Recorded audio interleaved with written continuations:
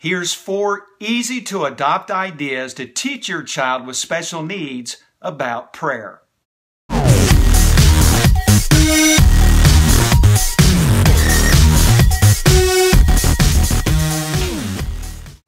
Our children with special needs need to know that they can go to God anytime in prayer because He loves them no matter what. They need to understand the simplicity of prayer. And to be honest, I think that that's a lesson that us adults could learn too. Oftentimes, we try to teach our kids to pray in the same way that we've learned how to pray. To kneel down, to bow our head, to clasp our hands, to utter precise words, to utter what's ever on our minds. There's a variety of ways, but oftentimes parents try to teach their kids the same way to pray that they themselves know how to do.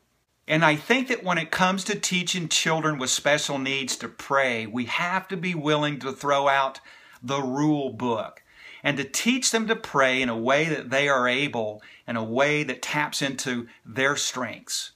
So let me give you 4 easy-to-adopt ideas that you can use to help your child learn about prayer.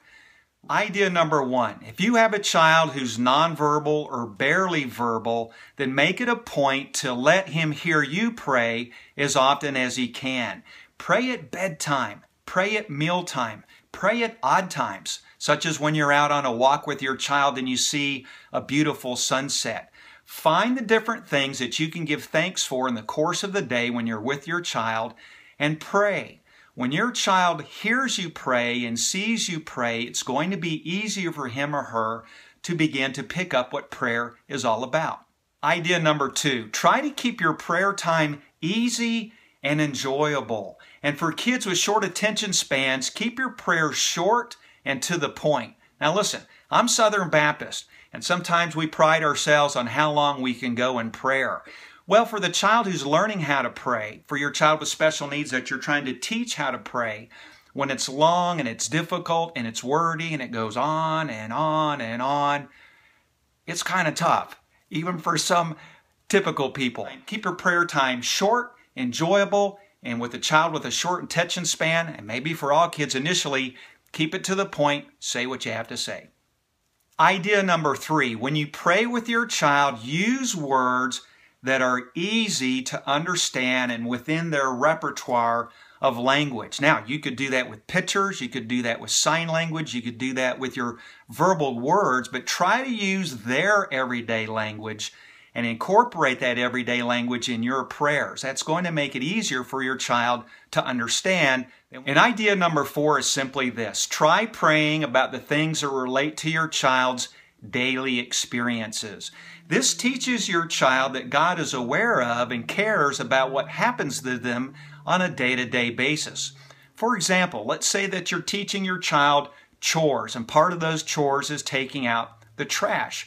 Then your prayer during this particular chore with your child might be something like this. Dear Lord, help Sammy to learn how to serve our family by helping to take out the trash.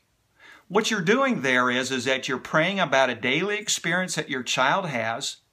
It relates to what they're doing, and it shows them that prayer can be used any time and that God is always involved in everything that goes on in their lives. The main thing that we as adults, as parents of children with special needs, need to understand, and don't underestimate your child's ability to grasp this, is that God isn't concerned about the length of our prayers, the eloquence of our prayers, or the posture of our prayer. He's concerned about the sincerity of our heart when we pray.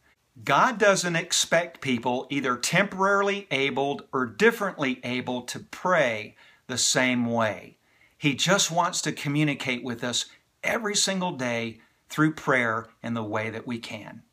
Hey, thanks for everything that you do as a parent to a child with special needs. If you have any questions or comments, leave them in the section below, and while you're at it, subscribe to our YouTube channel.